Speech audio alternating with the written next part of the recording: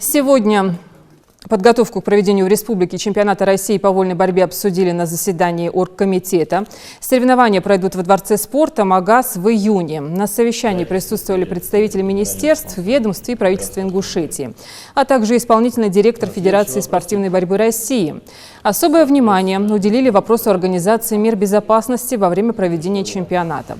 Представителям Федерации спортивной борьбы рассказали об условиях, которые планируют создать для участников, тренерского штаба и судей.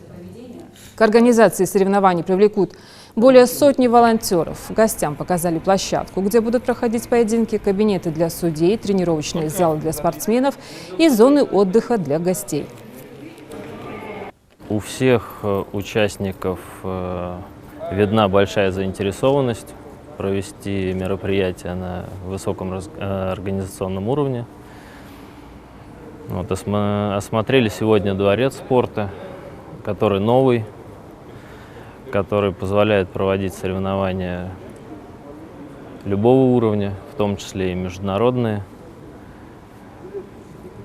За последние 1,5 месяца нам предстоит много работы. Предстоит обсудить каждый вопрос детально, разработать план проведения.